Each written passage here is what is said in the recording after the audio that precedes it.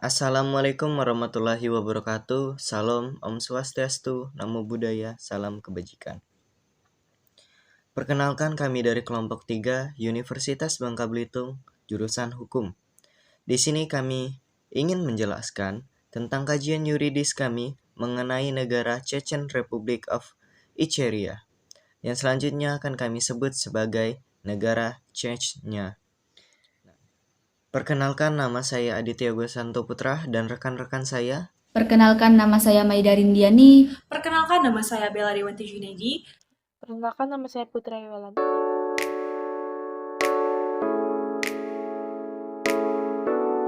Mengapa negara ini sulit untuk disebut sebagai subjek hukum melalui hukum internasional? Simak penjelasan dari kami melalui video berikut ini.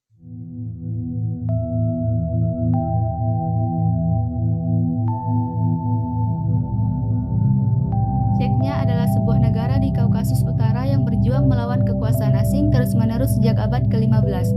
Beberapa pemimpin Chechnya seperti Mehmed Aldamanegeza pada abad ke-17 memimpin politik Chechnya dalam melawan kekuatan asing. Dia mempertahankan perbatasan Chechnya dari invasi Kabardinia dan Avar selama pertempuran Kachara pada tahun 1667. Orang-orang Chechnya berpindah agama selama beberapa abad ke Islam Sunni, karena Islam dikaitkan dengan perlawanan terhadap serangan Rusia.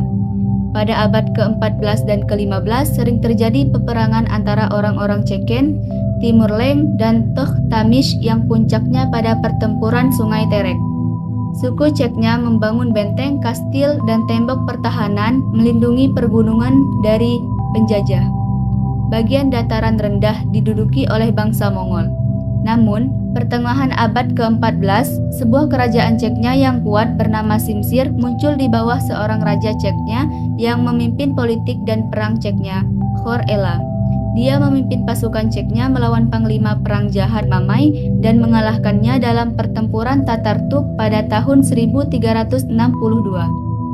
Pada 11 Desember 1994, pasukan Rusia menginvasi Chechnya.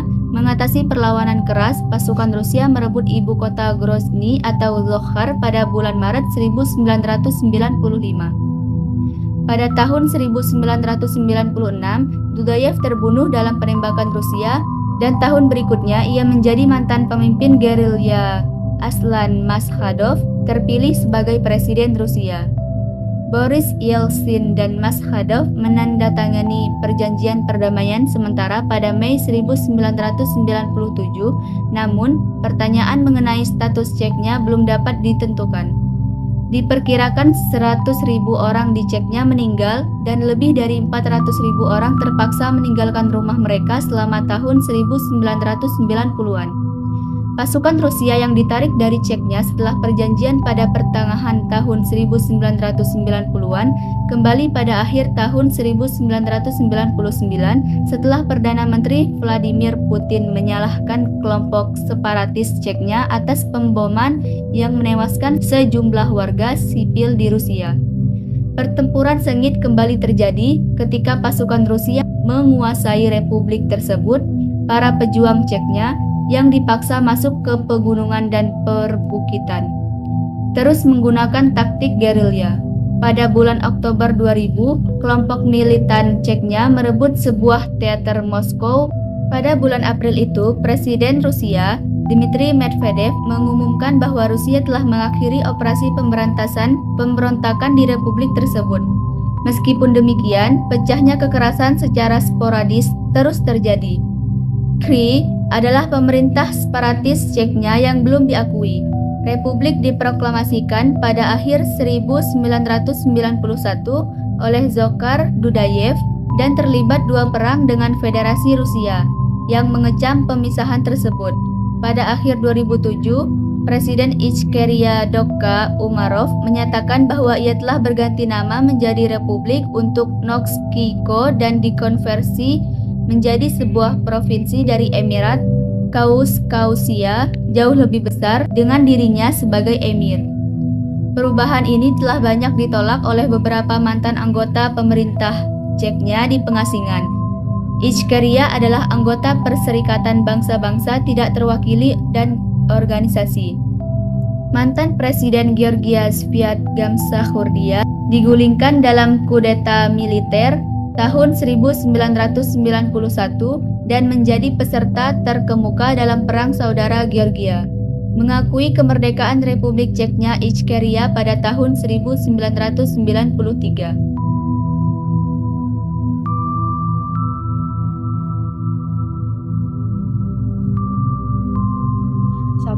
Subjek Hukum Internasional CRI memproklamasikan kemerdekaan dari Uni Soviet pada tahun 1991. Namun, RCI tidak pernah diakui sebagai negara berdaulat dan PBB atau mayoritas negara-negara anggota PBB. Menurut Konvensi Montevideo, sebuah dan harus memiliki populasi permanen, wilayah terdefinisi, pemerintahan, kemampuan untuk menjalin hubungan dengan negara lain. RCI memiliki populasi dan wilayah yang terdefinisi serta pemerintahan. Namun, RCI tidak memiliki kemampuan untuk menjalin hubungan dengan negara lain secara resmi. Oleh karena itu, RCI tidak memenuhi syarat sebagai subjek hukum internasional penuh. 2. Status saat ini RCI terlibat dalam 2 perang dengan Rusia. Perang Chechnya pertama 1994 sampai 1996. Perang Chechnya kedua 1999 sampai 2009. Pada tahun 2009, pemberontakan Chechnya secara resmi dihentikan. Saat ini, Chechnya adalah Republik Otonomi di dalam Federasi Rusia. Republik Chechnya memiliki konstitusi sendiri, presiden sendiri, parlemen sendiri. Namun, Chechnya tidak memiliki kedaulatan penuh. 3. Argumen kemerdekaan. Pendukung kemerdekaan RCI merupakan beberapa argumen. Di antaranya, Chechnya memiliki sejarah panjang sebagai negara merdeka.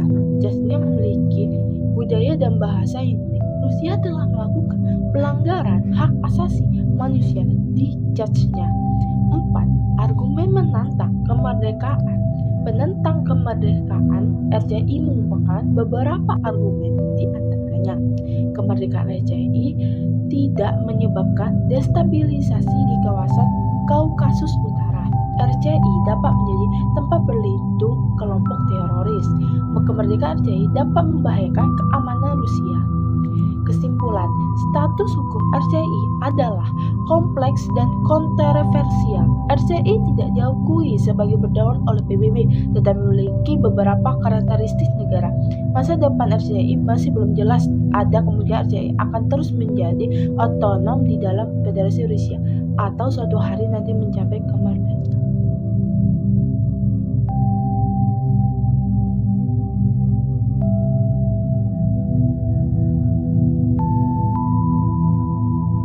Lantas, yang menjadi rumusan masalah atau dari pokok pembahasan dari permasalahan negara ini adalah apa yang menjadi alasan Chechnya sulit untuk disebut sebagai sebuah negara ataupun sebagai subjek hukum internasional. Nah, dari sini terdapat berbagai masalah yang kompleks mengapa Chechnya sulit untuk kita sebut sebagai sebuah negara. Menurut kajian yuridis kami, Chechnya adalah negara yang sulit diakui berdasarkan prinsip-prinsip dari hukum internasional itu sendiri. Chechnya bahkan dalam negaranya sendiri memiliki banyak sekali konflik internasional seperti diantaranya adalah pencurikan, perampokan, dan pembunuhan sesama warga Chechnya itu sendiri dan orang luar sehingga melemahkan kemungkinan investasi luar sebagai upaya dalam berkomunikasi dengan negara subjek internasional lainnya dan upaya dari presidennya untuk mendapatkan pengakuan internasional atas upaya kemerdekaannya juga akan menjadi semakin sulit. Nah, dilihat dari aspek lainnya seperti dari aspek sejarahnya, Chechnya memang dari awal sudah sulit untuk kita sebut sebagai sebuah negara merdeka. Mulai dari tahun 1991, Republik Chechnya ini memproklamirkan dirinya sebagai negara merdeka. Namun yang dimana diproklamirkan oleh Komite Eksekutif Oposisi. Sudah oposisi, apalagi komite ini tidak resmi dan hanya beberapa negara yang mengakui kemerdekaannya. Namun, pengakuan dari kemerdekaan Chechnya ini sendiri tidak diakui secara luas oleh komunitas internasional dan menghasilkan konflik dengan Rusia. Kemudian kemenangan perang melawan Rusia pada 1996 Dalam pertempuran Grozny, maka Chechnya memperoleh kemerdekaan dari Rusia hanya secara de facto, bukan de jure. Dan tidak ada negara secara internasional yang mengakui kemerdekaannya dari Chechnya ini sendiri. Malahan, banyak kecaman dari kedua belah pihak untuk beberapa organisasi hak asasi manusia seperti Human Rights Watch. Bahkan setelah Perang Chechnya kedua menyaksikan gelombang baru kejahatan perang dalam pelanggaran hukum kemanusiaan internasional. Nah, kedua belah pihak telah dikritik oleh organisasi internasional karena melanggar Konvensi Jenewa. Negara-negara Baltik dan nasionalis Ukraina, Estonia pernah memilih untuk mengakui Chechnya itu sendiri. Namun, tindakan tersebut tidak pernah dilaksanakan karena tekanan dari Rusia dan elemen pro-Rusia di Uni Eropa. Pemerintahan Chechnya juga dianggap tidak mampu untuk menekan kejahatan di negaranya sendiri, sehingga banyak kejahatan yang terjadi di dalam negaranya sendiri dan konflik yang berkecamuk di dalam negaranya. Chechnya tidak mampu untuk konsisten berinteraksi dengan negara-negara lain secara independen. Status konstitusionalnya juga dipertanyakan karena Chechnya adalah bagian dari Federasi Rusia dan diatur oleh konstitusi Rusia. Secara hukum, Chechnya masih dianggap sebagai subjek konstitusional dalam struktur Rusia. Juga pengakuan sebagai negara oleh komunitas internasional penting dalam menegaskan kedaulatan suatu entitas. Hingga saat ini hanya sejumlah kecil negara yang secara resmi mengakui kemerdekaan Chechnya, sementara mayoritas dari negara dan juga organisasi internasional tidak mengakui klaim tersebut. Terakhir adalah konflik bersenjata antara pemerintahan Rusia dan kelompok separatis di Chechnya telah menghasilkan situasi yang kompleks dan tidak stabil yang menimbulkan keraguan tentang kemampuan Chechnya itu sendiri untuk mempertahankan kemerdekaannya. Chechnya dalam politiknya juga melakukan berbagai konflik di dalamnya untuk gerakan separatis maupun yang resmi maupun gerakan separatisme. Dengan pertimbangan ini, Chechnya masih dianggap oleh berbanyak pihak sebagai bagian dari Federasi Rusia dan belum secara luas diakui sebagai negara yang merdeka secara hukum internasional.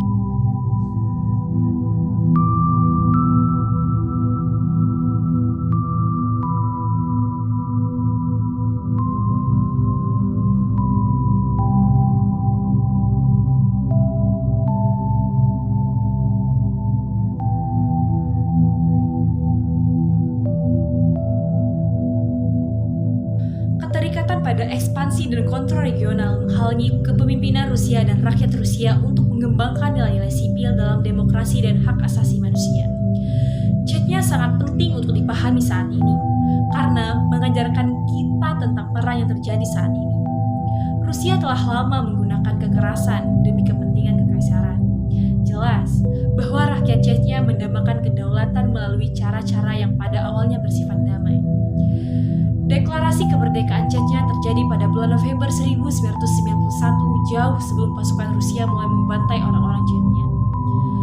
Hal ini menunjukkan bahwa otoritarianisme Rusia dan selama ini dipandang melalui kacamata imperialisme, dan hal ini menunjukkan bahwa pilihan Barat untuk memprioritaskan stabilitas dibandingkan mengutuk genosida mungkin tampak seperti solusi jangka pendek, namun akan menimbulkan ancaman yang lebih besar terhadap perdamaian internasional dalam jangka panjang. Mengenang bahwa Chechnya telah dimulai hampir 1 dekade yang lalu, dan tidak ada seorang pun yang mengantisipasi bahwa 1 dekade kemudian konflik tersebut masih akan terus berlanjut. Dengan pengecualian, beberapa pemberontakan perang Chechnya yang pertama berhenti di perbatasan Chechnya, dan terlihat betapa sedikitnya dukungan yang diterima penduduk Chechnya dari tetangga regional mereka. Perang tersebut terjadi antara pasukan Chechnya di satu sisi lain dan pasukan federal di satu sisi yang lain. Perdamaian dalam konflik negara Republik Chechnya Ichkeria merupakan masalah yang kompleks dan sulit. Beberapa langkah yang dapat diambil untuk mencapai perdamaian antara pemerintah Rusia dan pihak Chechnya adalah: yang pertama ada dialog dan negosiasi. Pihak yang terlibat perlu duduk bersama untuk berdialog dan bernegosiasi secara jujur untuk mencapai kesepakatan yang dapat diterima oleh kedua belah pihak. Yang kedua, ada otonomi. Memberikan otonomi yang lebih besar kepada Chechnya dalam hal politik, ekonomi, dan budaya bisa menjadi langkah penting untuk memperbaiki hubungan antara kedua belah pihak. Yang ketiga, ada pembangunan ekonomi. Investasi dalam pembangunan ekonomi di Chechnya dapat membantu memperbaiki kondisi sosial dan ekonomi, serta menciptakan peluang kerja bagi penduduk setempat. Yang keempat, ada pembangunan institusi. Membantu memperkuat institusi pemerintah dan keamanan di Chechnya untuk meningkatkan tata kelola yang baik dan keamanan bagi warga sipil. Yang kelima, ada pemantauan internasional. Keterlibatan komunitas internasional dalam memediasi dan memantau proses perdamaian dapat membantu mengamankan kesepakatan dan mendorong pihak-pihak yang terlibat untuk mematuhi komitmen mereka. Yang keenam, ada rekonsiliasi. Mendorong proses rekonsiliasi antara kelompok-kelompok yang bertikai untuk membangun kepercayaan dan memperkuat hubungan antara komunitas-komunitas yang terlibat dalam konflik. Dan yang terakhir, yang ketujuh, menghormati hak asasi manusia. Pentingnya memastikan bahwa hak asasi manusia semua individu dihormati dan dilindungi, tanpa diskriminasi atau kekerasan. Tidak ada solusi instan untuk konflik ini, dan proses perdamaian akan memerlukan komitmen yang kuat, kesabaran, dan upaya bersama dari semua pihak yang terlibat.